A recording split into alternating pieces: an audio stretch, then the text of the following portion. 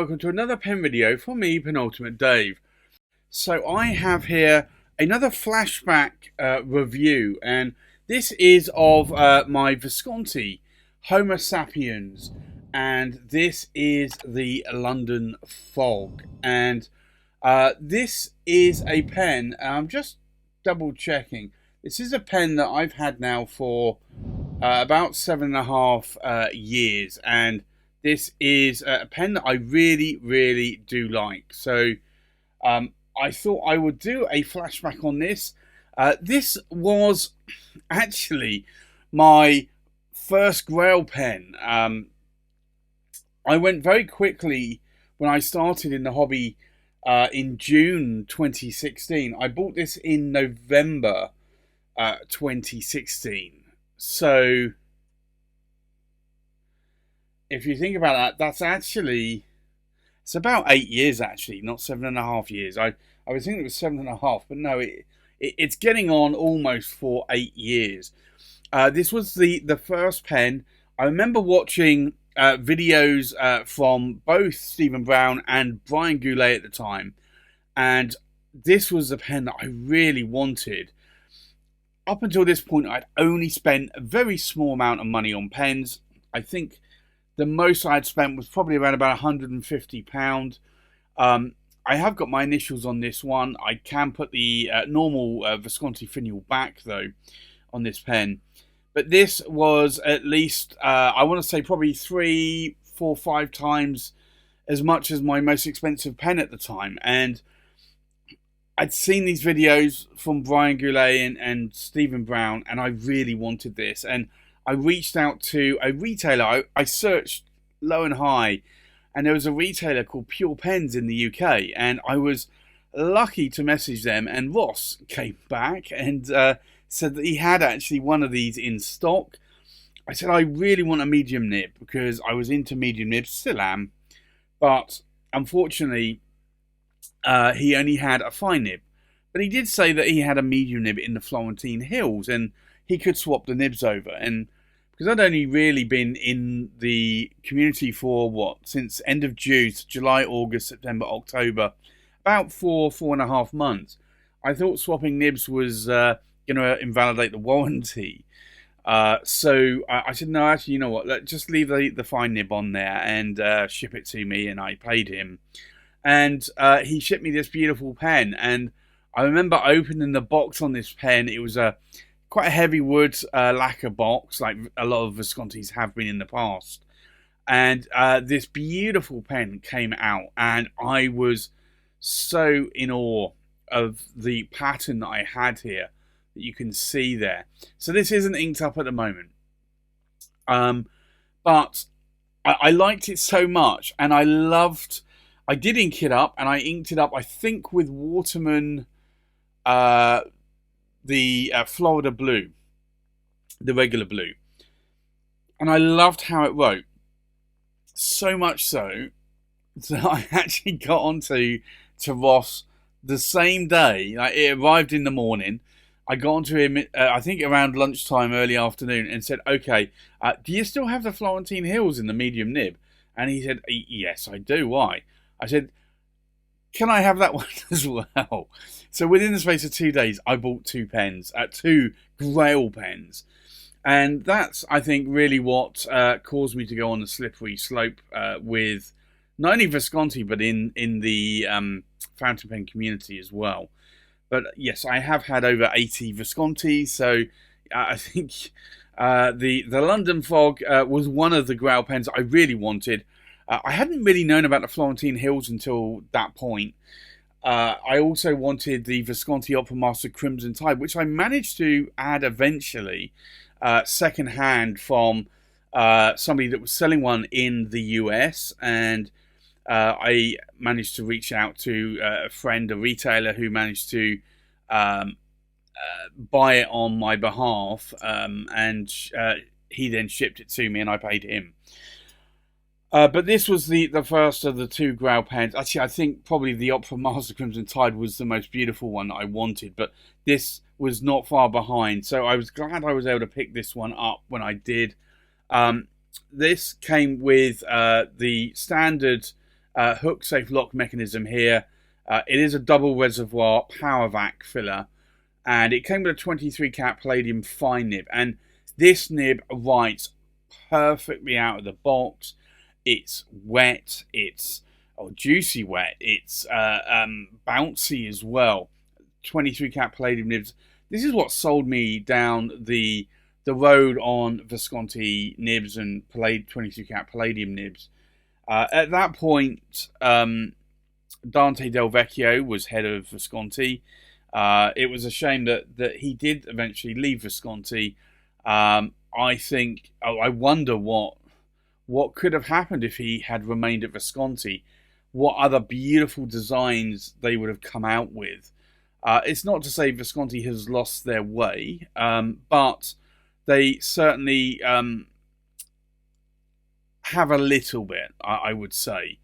There are very nice Visconti models, and I do like a lot of the newer models, but they are also becoming insanely expensive as well.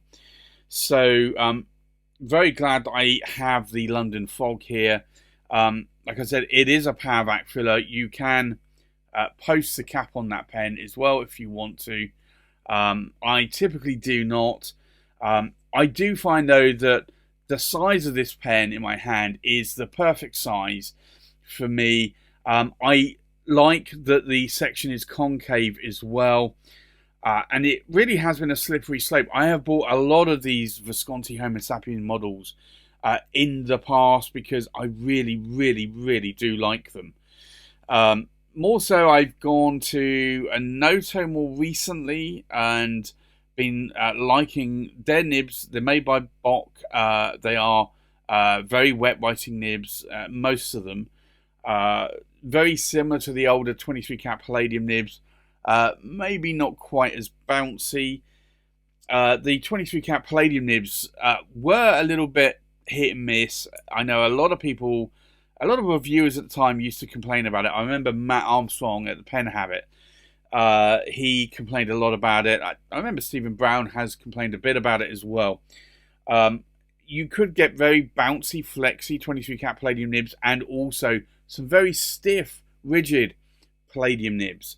And the reason behind that, I remember more recently, a couple of years ago, I think it was now, being on a Zoom with Dante Del Vecchio, and he said, look, the nibs were so bouncy and springy, we had to actually go back to the drawing board with Bock because people were springing the nibs. So they had to then make them a little bit more stiffer and rigid. And then that's where then people started complaining about quality control on the nibs being very different because everybody wanted the bouncy nibs. And I really like the old style bouncy 23 cat palladium nibs, and I have a lot of those in my collection. I still have I have over 70, I think it's 71 pens. I've sold a few, but I do have probably a good half of those are bouncy, flexible 23 cat palladium nibs, and I do like them. They are really nice. I also have some of the older original 14 and 18 karat gold Bock nibs. I also have the newer 18 karat gold and 14 karat gold nibs, allegedly made by Visconti in-house, although I still think that they don't have the amount of people to do that. I still think they are Bock nibs, but they're probably being tuned and finished in-house by Visconti. I might be wrong there, but that's just how I still feel about it. I think until we really hear for sure, I think that's probably what we can expect. But loving this pen, I really do love it. It's a pen that I haven't written with much in the last year because I've been buying other pens, but I do need to add this to my rotation again. So I think with that, let's do a comparison with other pens. So from left to right, we have a Visconti Empire. We have a Marjon, and this is a titanium TI 136. We have a Mont Blanc Writer's Edition Jules Verne. Sorry. We have a Mont Blanc Writer's Edition Jane Austen. We have a Visconti Homo Sapiens Bronze Age Oversize. We have a Visconti Homo Sapiens London Fog. We have an Anoto, and this is the University of Oxford. We have an Anoto, and this is the Magna Classic in the chased amber. And you can see that the sizes between the Visconti and the Anotos are very similar in size, in terms of length, in terms of girth as well. We have a Cyprus, and this is the Eggshell 06. We have a Cyprus, and this is the Eggshell 01. And we have a Cyprus, and this is the Eggshell 05A. So I think let's now go and do a writing sample. Now, I am actually not going to fill this pen up because I just want you to see the beauty of this pen. Because once you fill this pen up, you do find that the ink, being more of a darker colour, will obscure that beautiful pattern. So I have just dipped this. So this is the Visconti Homo Sapiens London Fog. And it is a fine, and it is a 23 cat palladium nib. The ink in here today is Waterman Inspired Blue, which I used to use Waterman Florida Blue, and then Pilot Washizuku Konpeki. But I do find that I think this matches the pen a little bit better. Now, in terms of line variation, you are definitely getting a Western fine there. Now, if I push that nib, I can definitely get a little bit more to a Western medium there. And you can see by the figure of eights, there's a little bit more there. And if I continue the vertical lines, there are no hard starts or skips. So that tells me that the nib is actually tuned quite nicely. Now, in terms of ink wetness, let's take a look.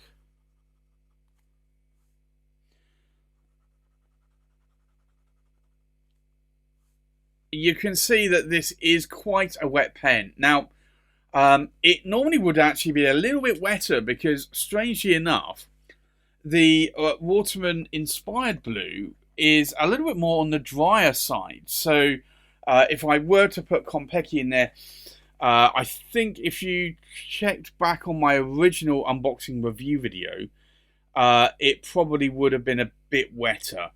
That said, I do love that ink, and I do think it matches this pen really nicely. And Waterman inks typically behave very well. I know Pilot Washizuku Konpeki also behaves very well. So what do I like? What do I not like about this pen? Well, I liked it enough to buy it, and I have liked it enough to keep it in my collection for nearly 8 years. This is a beautiful pen. I have had so many people over the years, over the last, 2016 when I started, so the last 8 years actually, asking me, where can I get a Visconti Homo Sapiens London Fog? And I have probably told about 30 or 40 people where they can buy one. There is 888 of these made, although finding them online now, brand new, is a little bit more difficult than it was maybe a year or 2 years ago. I love this pen to death. I love this pattern. I would never sell this pen ever. I would probably be distraught if I had lost the pen or let the pen go or had it stolen, because this is a favourite of mine. It is a Grau pen. It was my first Grau pen. Yes, I know you shouldn't probably stay too attached, but it's a beautiful pen. There's nothing that I dislike about this pen whatsoever. It is a beautiful pen. So glad that I was able to add this to my collection, and I still love this pen to this very day.